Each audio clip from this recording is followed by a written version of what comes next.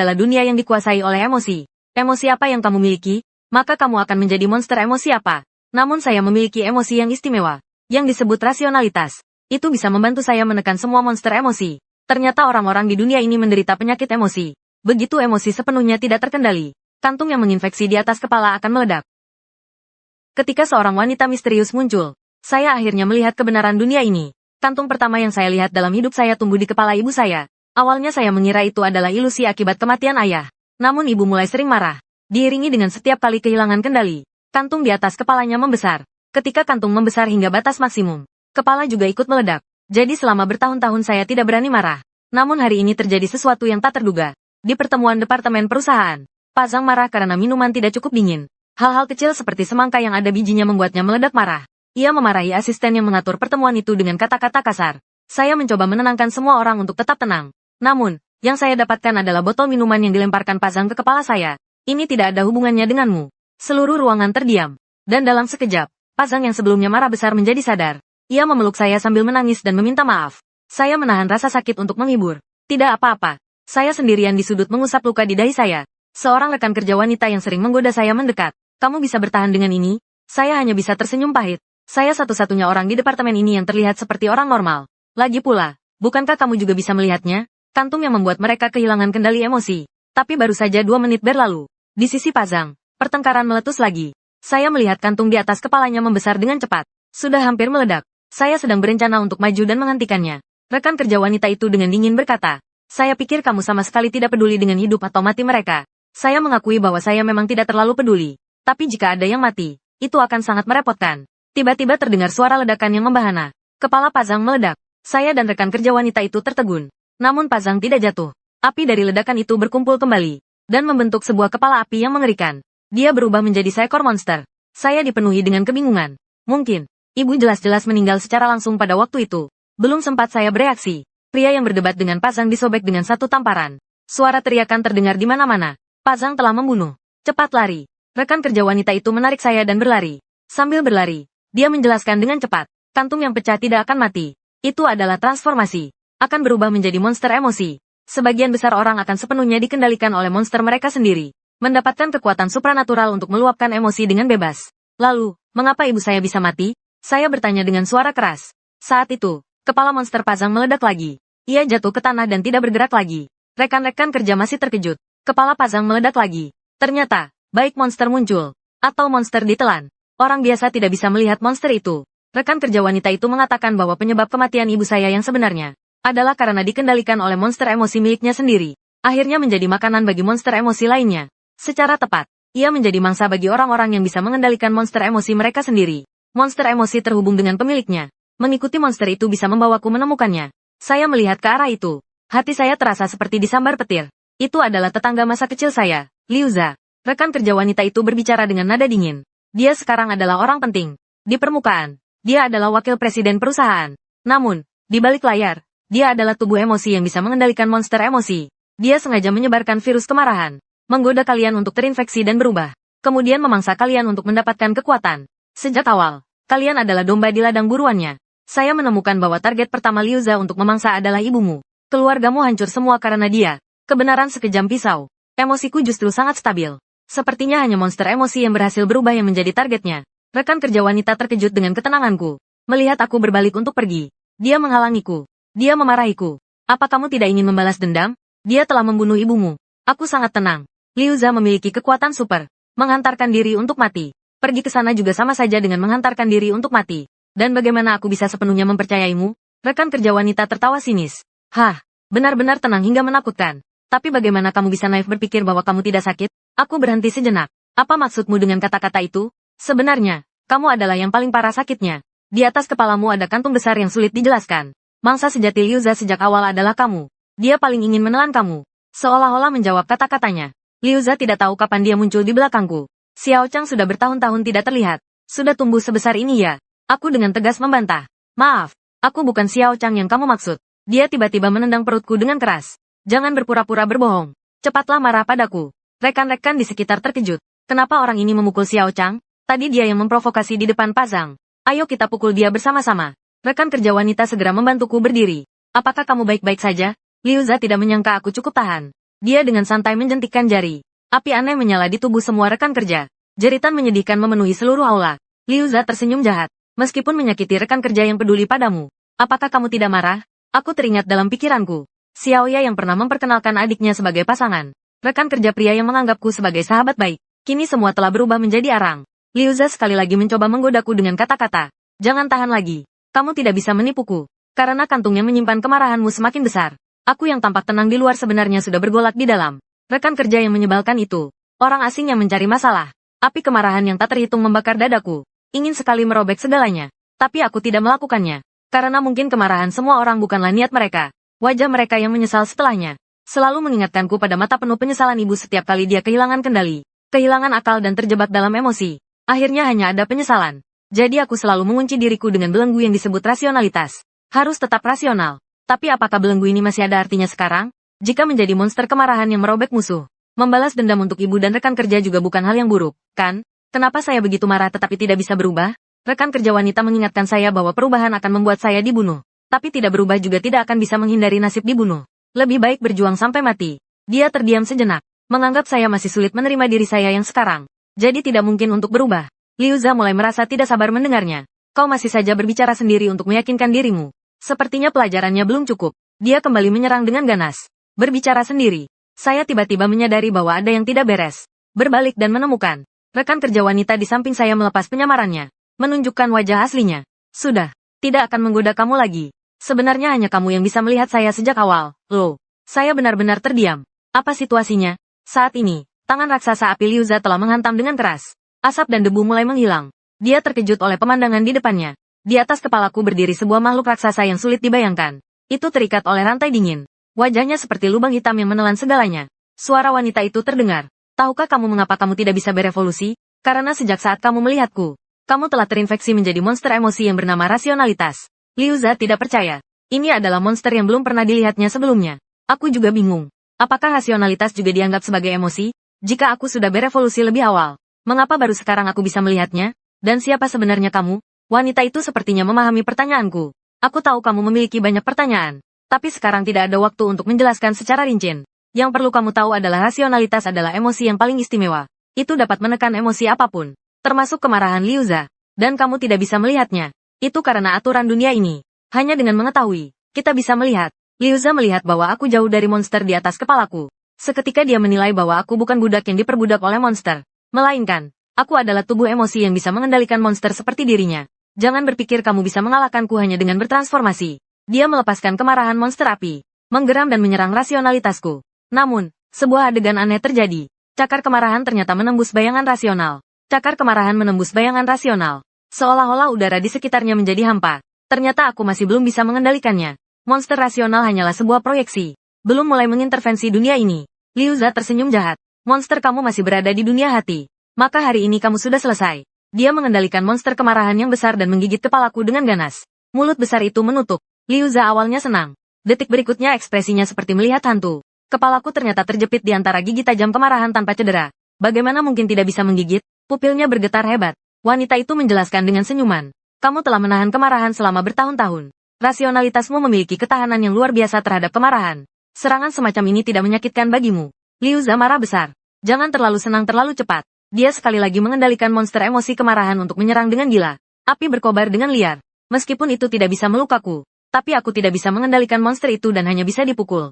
Wanita itu memberitahuku cara untuk memecahkan kebuntuan. Yaitu meminjam kekuatan dari monster emosiku sendiri. Hanya dengan mengetahui bahwa bisa meminjam. Pasti bisa meminjam. Sebuah kekuatan dingin yang besar tiba-tiba meledak dari dalam diriku. Monster emosi kemarahan hancur berkeping-keping. Gelombang kejut yang mengerikan menghantam Liu Za dengan keras. Dalam asap debu, saya perlahan keluar. Dua jari saya telah berubah menjadi duri. Liu Za tidak percaya. Baru meminjam sedikit kekuatan sudah menghancurkan monster emosi saya. Tubuh emosi yang baru saja berevolusi bagaimana mungkin sekuat ini. Dia tidak berani bertarung lagi. Berbalik dan melarikan diri. Saya menginjak tanah dengan keras. Mengejar dengan kecepatan sangat cepat. Liu Za menoleh dan melihat saya mendekat. Ketakutan sambil melarikan diri. Sambil terus melemparkan bola api panas ke belakang untuk menghalangi. Saya bertanya sambil mengejar. Monsternya telah saya bunuh. Bagaimana dia masih bisa menggunakan api? Wanita itu menjelaskan bahwa monster emosi tidak mudah mati. Kemarahan Liu Za hanya sementara tidak ada di dunia ini. Di depan adalah jalan keluar. Saya terus mengejar tanpa henti.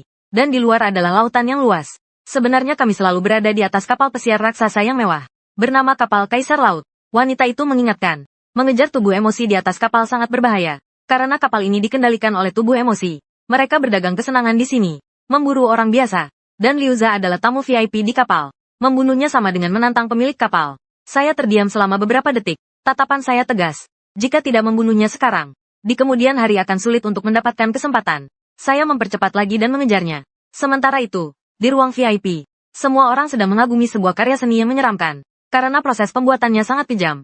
Karya seni ini sebenarnya adalah sebuah langka, atau bahkan emas seorang Perdana Menteri. Penciptanya adalah Victor dari Wilderness International Consortium. Dia sangat berhati-hati, hanya untuk memberikan hadiah berharga ini kepada Kapten Liu yang dari kapal Kaisar Laut. Ana yang mengenakan topi putih adalah anggota kelompok penyelamat bebek jelek. Dia memberikan penilaian dengan anggun. Sudah lama mendengar bahwa Perdana Menteri ini tidak terlalu kooperatif. Tidak menyangka kalian menghukumnya dengan cara seperti ini. Imajinasi kalian benar-benar kaya. Yang mengenakan pakaian mewah adalah nona kedua dari keluarga Song di Daxia. Song Huihui tersenyum ringan. Selera yang cukup unik. Bisa menjadi karya seni seperti ini juga merupakan kehormatan bagi seorang gadis.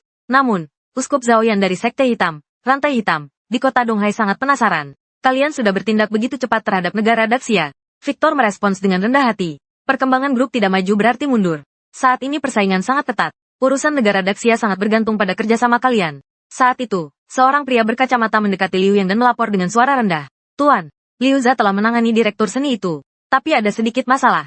Dia tiba-tiba tertarik untuk berburu mangsa berikutnya di kapal. Ternyata mangsa itu berhasil berevolusi. Sekarang sedang mengejar Liuza untuk memukulinya. Song Huihui melambaikan tangan dengan tidak sabar. Seseorang yang tidak berguna. Seandainya dia tidak mengikuti tuan itu selama bertahun-tahun. Dengan tingkatannya yang rendah, dia tidak layak berburu di kapal. Victor bertanya lebih lanjut. Saya selalu penasaran siapa sebenarnya tuan yang kalian bicarakan. Mata Song Huihui menjadi dingin. Jangan bertanya tentang hal-hal yang tidak seharusnya kamu tanyakan. Kapten Liu berbicara. Baru saja berevolusi sudah bisa menekan Liu Li. Bakatnya pasti sangat kuat. Liuza meskipun hanya sebuah bidak yang tidak tahu situasi. Namun harus memberi sedikit muka kepada tuan itu. Kamu pergi beritahu untuk mengamankan lokasi. Larang semua orang mendekat. Tubuh emosi baru itu kemungkinan tidak memiliki latar belakang. Langsung bersihkan saja. Saya sudah mengejar Liu Li. Dan memukulnya hingga terjatuh ke tanah. Mencengkeram lehernya. Sedang bersiap untuk menghabisinya dengan tangan. Liuza ketakutan dan berusaha meminta ampun. Tepat saat duri itu akan menusuk bola matanya. Liuza berteriak putus asa. Saya tahu siapa yang membunuh ibumu. Bunuh aku. Dan kau tidak akan pernah tahu kebenarannya. Di detik terakhir, saya berhenti. Lalu saya menusuk bahunya dengan keras. Suara jeritan menggema di dalam kabin kapal. Saya bertanya dengan dingin. Bukankah ibuku yang kau bunuh? Liuza menjelaskan sambil menahan rasa sakit yang hebat. Bukan. Di tempat kalian tinggal dulu. Ada sebuah tubuh emosi yang mengintai. Dialah yang diam-diam menyebarkan virus untuk memburu monster emosi yang baru lahir. Saya terinfeksi olehnya dan menjadi bawahannya. Dialah yang memaksa saya untuk menularkan kepada orang lain. Memaksa saya untuk memburu para pengubah. Dia merampas kekuatan orang-orang ini untuk memperkuat dirinya sendiri. Saya bertanya lebih lanjut. Siapa dia? Wei. Namun, senyum gila yang terdistorsi muncul di wajah Liu Li. Dia sekarang adalah orang besar yang tidak bisa kau lawan. Jika dia tahu kau membunuhku, kamu juga harus mati. Dialah yang dimaksud. Saat namanya hampir keluar, dia berhenti lagi. Matanya dipenuhi dengan ketakutan. Tidak bisa bilang. Jika saya bilang, orang itu akan membunuh saya. Saya malas berbicara omong kosong. Kalau begitu, pergi mati saja. Saya perintahkan jantungmu berhenti berdetak. Suara dingin tiba-tiba terdengar. Jantungku berjuang 2 kali lalu berhenti berdetak. Pandanganku gelap. Terjatuh dengan keras ke tanah. Pria berkacamata dengan anggun memberi hormat kepada Liuza yang masih terkejut. Maaf pak, saya datang terlambat. Kapal Kaisar Laut siap melayani Anda. Liuza seketika kembali dengan sikap angkuhnya. Menginjak kepalanya. Bukankah tadi sangat hebat? Ayo bangkit dan bunuh saya. Saat itu juga, kepalaku terangkat. Liuza ketakutan hingga kehilangan akal. Tiba-tiba bersembunyi di belakang pria berkacamata. Pria berkacamata tampak tidak percaya. Bagaimana bisa tidak mati? Aku juga merasa sangat aneh. Apa yang baru saja terjadi? Wanita itu menjelaskan. Ini adalah perintah kekuatan tubuh emosi kesombongan. Dia langsung memberikan perintah untuk menghentikan detak jantungmu. Saya masih merasa takut. Kemampuan ini terlalu berlebihan, bukan? Jadi dia tidak akan tak terkalahkan? Tingkat tubuh emosinya 2 tingkat lebih tinggi darimu. Kamu tentu sulit untuk menolak. Seandainya bukan karena kamu adalah tubuh emosi rasional. Kamu memiliki ketahanan terhadap semua kekuatan emosi. Sekarang kamu tidak akan melihatku. Dia adalah lawan yang tidak mungkin kamu kalahkan saat ini. Dan kamu tidak bisa melihat monster emosinya. Itu karena ia berada di dalam dunia hati yang dalam. Sama seperti monster milikmu. Itu adalah tempat utama bagi monster emosi untuk bertahan hidup. Mereka hanya bisa terlihat di perbatasan antara dunia hati dan kenyataan. Begitu masuk ke dalam dunia hati, mereka sulit untuk dia mati. Liuza melihat saya belum sepenuhnya mati. Dengan jahat memerintahkan pria berkacamata. Tolong bantu saya mengendalikan ini. Saya ingin membalas budi padanya dengan baik. Pria berkacamata sekali lagi membuka mulutnya. Saya perintahkan kamu. Berlutut. Sebuah kekuatan raksasa yang tak terlihat seketika menghancurkan kehendakku. Tubuhku sepenuhnya tidak terkendali dan jatuh berlutut ke tanah. Bahkan tidak ada ruang untuk melawan sedikit pun. Ini terlalu sulit dipahami. Wanita itu mengatakan ini adalah sifat dari perintah kesombongan. Semakin rendah kerusakannya, semakin besar perbedaan tingkat, maka semakin sulit untuk dilawan. Setelah Liu Za mendekat, dia menamparku dengan keras. Dan kamu masih ingin membalas dendam. Ibumu hanyalah orang biasa. Tubuh emosi kami akan memperlakukannya sesuka hati. Untuk membalas kebaikanmu sebelumnya, saya akan memberitahumu tentang transformasinya. Hari itu dia tidak dikendalikan oleh emosi. Dia memasak sup daging sapi tomat kesukaanmu. Ingin meminta maaf padamu karena sebelumnya marah-marah. Sayangnya setelah transformasi, darah berceceran di mana-mana. Daging sapinya juga terbakar. Dia akan menjadi sasaran. Hanya karena ucapan santai dari orang itu. Mangsa berikutnya adalah ibu tunggal di sebelah. Awalnya saya sangat menolak. Karena ibumu sangat baik. Dia pernah membawakan makanan saat saya sedang kesusahan. Tapi kemudian dia mulai marah. Melihatmu jatuh dari kebahagiaan ke dalam jurang. Saya perlahan-lahan jatuh cinta pada perasaan ini. Mendominasi kehidupan orang lain. Merampas perasaan bahagia orang lain. Saya ingin dia menjadi monster. Maka dia harus menjadi monster. Saya ingin dia menjadi makanan. Maka dia harus menjadi makanan. Mendengar ini, tubuh saya tiba-tiba berdiri. Ingin memotongnya menjadi berkeping-keping. Saya perintahkan kamu. Dilarang bergerak. Suara dingin pria berkacamata terdengar lagi. Tubuh saya langsung kaku. Saya perintahkan kamu. Berlutut dan sujud. Di bawah perintahnya. Tubuh saya sekali lagi melawan kehendak. Berlutut di tanah. Dahi saya menghantam keras di dahi yang dingin. Liu Za menatapku yang sepenuhnya tertekan. Seperti melihat seekor anjing yang kehilangan pemilik. Aku memberimu kesempatan untuk menjadi anjingku. Jika kau menggonggong 2 kali, aku akan membiarkanmu hidup. Aku tidak menjawab. Wanita itu dengan tenang bertanya padaku. Apa rencanamu selanjutnya? Saya bingung. Bukankah seharusnya aku yang bertanya padamu? Kau yang membuatku menjadi monster emosi. Kau sudah memperkirakan situasi ini akan terjadi. Sebutkan syaratmu. Aku menerima semuanya. Sudut bibir wanita itu terangkat. Dia membuka kedua tangannya dan memelukku erat. Kau hanya perlu bersedia menerima kekuatanku. Dengan suara ledakan. Sebuah energi mengerikan yang tak terbayangkan meledak dari dalam diriku. Kekuatan ini terlalu besar. Wajahku berubah dalam sekejap. Liu Za dengan ketakutan bertanya apa ini. Pria berkacamata terlihat sangat serius. Dia kehilangan kendali. Kesadaranku terseret ke dalam ruang asing yang luas tak terhingga. Seolah berada di alam semesta yang dingin. Semua emosi menghilang. Hanya ada perhitungan yang benar-benar dingin. Segudang potongan ingatan mengalir ke dalam pikiran. Kebahagiaan bermain game dengan ibu. Kehangatan menggambar bersama. Kenyamanan berbelanja dan pulang. Kesedihan atas kematian ayah. Wajah ibu yang tiba-tiba marah tanpa alasan. Wajah menyesal yang memelukku sambil menangis setelah marah. Akhirnya terhenti pada gambaran dia yang dibunuh oleh monster emosi. Dan wajah Liu Za yang menjijikkan. Lensa saya tiba-tiba pecah. Pupil saya seketika berubah menjadi emas murni. Sangat baik. Suara wanita itu mengandung sedikit pujian. Kemarahan yang terakumulasi dalam kantungmu. Membuatmu tetap bertahan dalam arus kekuatanku. Harus diingat. Dalam situasi darurat, rasionalitas harus dibuang. Agar bisa mengendalikan kekuatan rasional. Jika tidak, kamu akan kehilangan kendali sepenuhnya. Menjadi monster rasional yang sebenarnya. Sekarang mulailah menikmati balas dendammu. Detik berikutnya, kristal yang menempel di wajahku hancur sepenuhnya. Kekuatan emosi yang mengalir deras di dalam tubuhku. Tiba-tiba kembali ke dalam ketenangan yang sangat dingin. Liu Za tertawa seolah baru selamat dari bencana. Apa ini? Kekuatan tiba-tiba menghilang. Aku pikir itu sangat hebat. Namun wajah pria berkacamata itu pucat seperti kertas. Tidak benar. Bukan menghilang. Tapi tingkat kekuatannya yang tidak bisa kami rasakan lagi. Saat ini dalam pandanganku. Monster emosi yang bernama rasionalitas. Tubuhnya yang besar tak tertandingi telah menutupi seluruh langit. Kapal raja di laut yang dapat menampung ribuan orang. Di depannya kecil seperti sebuah perahu kecil. Sementara itu di bar kapal pesiar. Seorang pria tiba-tiba jatuh ke tanah. Dengan ketakutan menatap langit. Apa kekuatan menakutkan ini? Di restoran mewah. Seorang pria ketakutan hingga menjatuhkan piringnya. Ternyata itu adalah tubuh emosi kelas dunia. Orang besar seperti ini muncul di kapal. Apakah ini untuk menyatakan perang terhadap kelompok di balik kapal Kaisar Laut? Di dalam ruang VIP. Semua orang juga merasakan kekuatan ini. Ana terlihat serius. Apakah masih ada kekuatan kelas dunia di kapal? Victor mengernyitkan dahi. Tamu kelas dunia ini tidak mungkin datang untuk kita, kan? Song Hui Hui dengan ekspresi serius. Mungkin ini adalah pembantu orang yang memukul Liu Za. Datang untuk orang besar itu. Kapten Liu yang menatap keluar jendela. Tidak perlu panik, semua. Siapapun dia. Apa tujuannya? Selama dia berani bertindak sembarangan di kapal Kaisar Laut. Bahkan jika dia kelas dunia, hanya ada satu jalan menuju kematian.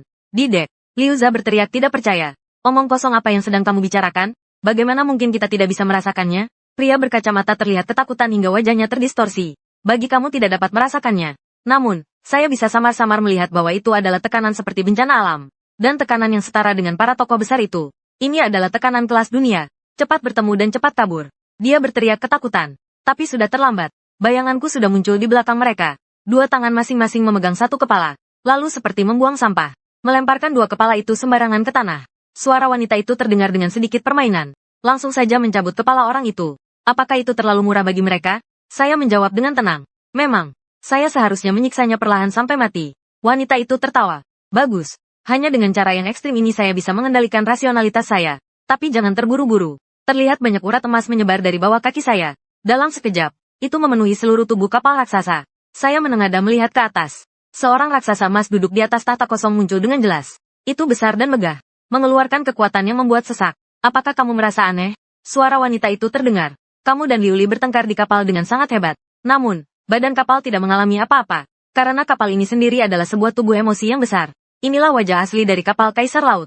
Di dunia kekuatan emosi, seberapa banyak yang bisa kamu lihat tergantung pada kekuatanmu. Dan sekarang kamu meminjam kekuatanku. Hanya bisa melihat sedikit kebenaran dunia ini. Sosok Kapten Liu yang melayang di samping raksasa emas. Dari posisi tinggi, suaranya seperti sebuah penghakiman. Dunia kelas dunia yang tidak tahu hidup atau mati.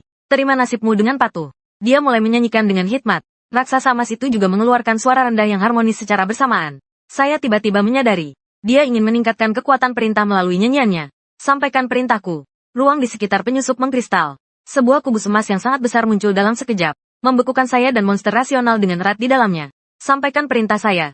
Semua kekuatan emosi dalam jangkauan ruang yang terkonsentrasi berkurang setengah. Tak terhitung pedang raksasa emas yang bersinar dengan cahaya kehancuran berkumpul dari udara. Menusuk kubus emas seperti hujan deras. Menyulapnya menjadi landak raksasa. Liu yang mendengus dingin. Tidak tahu diri. Ana tertawa ringan. Ternyata pertarungan berakhir begitu cepat. Orang kelas dunia ini benar-benar pemula. Victor mengangguk. Kini kapten berhasil melantunkan perintah panjang yang lengkap. Selanjutnya hanya perlu melanjutkan untuk menambah perintah. Menangkapnya hidup-hidup dengan mudah. Namun pada saat itu, sebuah hetakan jelas muncul di kubus emas. Senyum di wajah Ana dan Victor membeku. Wajah Liu yang penuh dengan ketidakpercayaan. Monster rasional saya mengayunkan pedang raksasa di tangannya. Ruang yang beku meledak dengan keras. Tatapanku dingin. Mengangkat lengan tinggi-tinggi. Lalu ke satu titik. Monster emosi menyinkronkan gerakanku. 4 pedang raksasa yang mengandung kehendak rasional absolut. Mengoyak langit yang panjang. Menyodok dengan keras ke tubuh kapal Ocean Emperor. Di tengah tatapan terkejut Kapten Liu Yang menyelimuti seluruh kapal raksasa. Perisai yang diklaim tak tergoyahkan ini dengan mudah dihancurkan oleh keempat pedang ini. Energi yang mengerikan meledak di permukaan laut. Setelah gelombang sisa mereda, sebuah lubang besar muncul di perisai. Pupil Liu yang bergetar hebat. Sulit dipercaya ada yang bisa merobek belenggu dalam keadaan seperti ini. Monster ini sebenarnya ingin melakukan apa di kapalku? Atau apakah mereka mengincar kelompok di belakang kita? Setelah keheningan sejenak, ia memiliki niat membunuh yang tegas. Siapapun kamu, prinsipku selalu adalah, penyerang tidak akan dimaafkan. Dia berteriak, jaga 4. Beberapa prajurit emas bersenjata tombak muncul entah dari mana dan mengepungku. Beberapa prajurit emas besar lainnya juga mencoba menyerang monster emosiku. Namun beberapa prajurit biasa jelas bukan lawan bagi rasionalitas. Seketika mereka dipotong menjadi serpihan. Aku sedang bersiap untuk menghindari prajurit emas. Liu yang mengeluarkan suara dingin. Berhenti. Sebuah kekuatan pengikat tak terlihat seketika membuatku terhenti di udara. Tombak prajurit emas menusuk ke arahku. Namun ujungnya menyentuh tubuhku. Namun terasa seperti menabrak tembok yang tak tergoyahkan. Ketahanan absolut dari rasionalitas membuat semua kekuatan emosi sulit untuk melukaiku sedikit pun. Aku melambaikan tanganku. Kekuatan tak terlihat meledak. Prajurit di sekelilingku seketika dipotong di pinggang. Namun lebih banyak prajurit muncul dari belakang. Liu yang segera berteriak lagi. Berhenti. Begitu dia selesai berbicara, pedang raksasa monster emosi dengan kekuatan menggelegar memotong ke arah atas kepalanya. Liu yang merasakan kematian semakin dekat. Dengan susah payah, saya menghindari serangan mematikan ini dengan menggeser tubuh ke samping. Saya memanfaatkan kesempatan yang cepat berlalu ini untuk menyerang. Liu yang tidak menyangka saya akan mendekat secara aktif. Dengan terburu-buru, dia memanggil tentara emas untuk menyerang lagi. Saat ini, tangan saya memanfaatkan kekuatan rasionalitas dan berubah menjadi bentuk kristal. Monster rasional dapat memahami perasaan saya. Kami menyerang maju secara bersamaan. Tangan saya bergerak cepat. Jari-jari saya seperti bilah pisau yang paling tajam. Dengan mudah, saya merobek tentara bersenjata emas. Sementara serangan tentara itu tetap tidak melukai saya sedikit pun. Pertarungan sengit berlangsung selama beberapa waktu. Pelindung di kapal sepenuhnya hilang. Sudah sepenuhnya. Sebuah lengan besar dari monster emosi terputus. Saya mulai terengah-engah. Karena kekuatan saya cepat habis. Liu yang merasa senang dalam hati. Kekuatan dia semakin melemah. Saya bisa menang. Di lautan ini, dia tidak punya tempat untuk melarikan diri. Menangkapnya hidup-hidup sangat mungkin. Saat itu wanita itu tersenyum dan mengingatkan. Kekuatan saya hampir habis. Sekarang saya hanya bisa melarikan diri. Saya tidak ragu. Langsung menangkap rantai dingin yang memanjang dari monster emosi rasional. Melompat ke udara. Ingin melompat ke laut untuk melarikan diri. Liu yang terkejut melihatnya. Anak ini pasti gila. Berani-beraninya berlari ke arah itu. Tepat setelah saya melompat ke laut. Saya melihat pemandangan mengerikan di sekitar. Air laut yang biru seketika berubah menjadi hitam pekat yang lengket dan penuh keputusasaan. Sebuah wajah manusia yang besar dan penuh rasa sakit muncul dari permukaan laut. Tapi ini baru permulaan. Ketika pandangan saya secara naluriah beralih ke daratan. Di atas kota laut timur, menghuni seekor naga hitam besar yang memancarkan aura kehancuran yang tak ada habisnya. Masih ada monster emosi lainnya. Di tengah belantara, tak terhitung tangan raksasa hitam muncul dari tanah. Menggapai langit dengan gila. Di atas langit, sebuah cincin hitam besar seperti gerhana menggantung tinggi. Mengeluarkan tekanan yang menelan semua cahaya. Segala sesuatu di depan seolah berada di hari kiamat. Selama ini saya mengira hanya manusia yang sakit. Ternyata manusia, melainkan seluruh dunia ini sudah parah sakitnya. Mataku mengeluarkan darah tanpa bisa dikendalikan. Saya menutup mata dan mengeluarkan jeritan kesakitan. Liu yang awalnya terkejut, lalu tiba-tiba menyadari. Ternyata kekuatannya dipinjam. Posisi dirinya sama sekali tidak cukup untuk menahan dampak nyata ini. Itulah sebabnya matanya mengeluarkan darah. Kau, anak muda, hari ini sudah pasti mati. Dalam situasi yang sangat genting, suara lembut wanita itu mengandung sedikit ketegasan. Tutup matamu. Meskipun dengan meminjam posisiku, kau bisa melihat kebenaran. Tapi ini bukan sesuatu yang bisa kau tanggung saat ini. Serahkan sisanya padaku. Tepat saat 3 prajurit emas raksasa. Saat ketika ia hendak menusukku, wanita itu menguasai tubuhku. Tiba-tiba monster rasional menusukkan pedang raksasa ke dalam lautan hitam di bawah. Wajah manusia besar yang penuh rasa sakit itu, mengeluarkan raungan yang mengguncang jiwa. Liu yang terkejut hingga hampir menjatuhkan dagunya. Mengapa monster emosinya bisa mengendalikan lautan hitam? Ombak besar mengamuk. Kapal pesiar mewah. Kaisar di laut. Seketika ditelan oleh air laut hitam yang tak ada habisnya. Entah sudah berapa lama. Akhirnya aku sampai di tepi pantai. Wanita itu bertanya dengan penuh perhatian. Apakah kamu baik-baik saja? Aku menjawab sambil terengah-engah. Masih baik. Tiba-tiba, siluet sepasang kacamata muncul di wajahku secara tiba-tiba. Akhirnya menjadi nyata. Aku menyentuh bingkai kacamata. Itu adalah sentuhan yang nyata. Ternyata di dalam bawah sadarku, kacamata ini adalah simbol dari rasionalitas. Begitu emosi yang intens mereda, pemikiran rasionalku kembali mengambil alih. Jadi kacamata itu akan muncul kembali. Saya menarik napas dalam-dalam. Tidak bisa menahan diri untuk bertanya. Apa yang sebenarnya terjadi di dunia ini? Wanita itu menjawab dengan tenang. Dunia ini sudah mengalami perubahan besar. Hanya saja, tingkatmu yang dulu tidak bisa melihatnya. Berita mengatakan bahwa Laut Dong telah tercemar minyak. Sebenarnya yang mencemarinya adalah tubuh emosi yang bernama depresi. Beberapa tahun yang lalu, terjadi perang besar, yang menyebabkan tubuh emosi depresi kelas dunia menjadi tidak terkendali. Ia berubah menjadi lautan hitam penuh keputusasaan yang kental ini, yang membuat banyak kapal induk tenggelam di dalamnya. Wajah yang kamu lihat adalah wujud asli dari depresi. Di dunia ini yang diam-diam dikuasai oleh tubuh emosi. Di sebuah kota terdapat beberapa monster emosi yang menakutkan. Itu sangat normal. Mengenai benda di langit itu, jika saya tidak salah menebak, bibir wanita itu bergerak, namun suaranya tiba-tiba hilang. Saya sama sekali tidak bisa mendengar apa yang dia katakan. Wanita itu tidak terlihat terkejut. Sepertinya kamu sementara ini belum bisa mendengar. Karena keberadaan tingkat itu, kamu belum memenuhi syarat untuk memahaminya. Jiwamu tidak dapat memuat kebesarannya. Memaksa untuk menyelidiki hanya akan menyebabkan kehancuran mental. Hatiku tiba-tiba menjadi terang. Penyakit emosi yang disebut-sebut ternyata hanyalah puncak gunung es. Wanita itu menatapku dengan tatapan yang kompleks. Meskipun aku telah menyelamatkanmu, tapi juga membuatmu melihat kebenaran dunia. Kamu yang seperti semut kecil ini, mungkin mati tanpa mengerti malah lebih bahagia. Kamu tidak akan pernah bisa kembali ke kehidupan tenangmu yang dulu. Pertarungan dan bahaya akan selalu menyertaimu. Aku yang membawamu ke dalam permainan ini. Aku menutup mataku, mengingat kembali pertempuran yang mendebarkan dengan kapten. Gambar pertempuran yang sangat memuaskan. Saat ini, aku sudah memiliki jawaban di hatiku. Tidak, aku benar-benar berterima kasih padamu. Meskipun kamu memiliki rencana terhadapku, tapi aku tidak pernah merasa selega ini sebelumnya. Seperti mendapatkan kehidupan baru. Jadi, bisakah kamu memberitahuku siapa dirimu sebenarnya? Lalu, apa yang ingin kamu buat aku lakukan selanjutnya? Sudut bibir wanita itu untuk pertama kalinya menunjukkan senyuman yang tulus dan kompleks. Awalnya, aku hanyalah arwah yang mengembara. Mengembara tanpa tujuan di kota ini selama entah berapa tahun. Tidak ada seorang pun yang bisa melihatku. Rasionalitas di dunia ini menjadi nol. Kekuatan saya juga terus memudar. Bersama dengan banyak kenangan yang menghilang. Aku bahkan lupa siapa diriku. Tapi hanya ingat satu nama. Aku seperti api liar tanpa bahan bakar. Mungkin suatu hari nanti akan padam sepenuhnya. Hingga hari itu, kamu secara tidak sengaja menabrakku. Dan bahkan meminta maaf padaku. Selama bertahun-tahun, hanya kamu yang pernah berbicara denganku. Hanya kamu yang bisa benar-benar menyentuhku. Saat itu aku tahu, kamu memiliki cukup kantung untuk menampung rasionalitasku. Jika aku adalah api yang sekarat, maka kamu adalah perapianku. Dengan adanya kamu, aku bisa mempertahankan diriku, terhindar dari kepunahan. Jadi, saya menyamar sebagai rekan kerjamu untuk mendekatimu. Saya akan berusaha sekuat tenaga untuk membantumu mendapatkan segala yang kamu inginkan. Uang, kekuasaan, dan status semua bisa. Tapi sebagai imbalan, tatapan wanita itu menjadi tajam seperti pedang. Kamu harus menjadi lebih kuat, cukup kuat untuk menjelajahi rahasia di langit. Karena bagian terpenting yang hilang dariku ada di langit. Dia tersenyum dan mengulurkan tangannya. Mari kita saling mengenal kembali. Nama saya Yeli. Hari ini juga merupakan kelahiran baru bagiku. Saya sedikit tersenyum.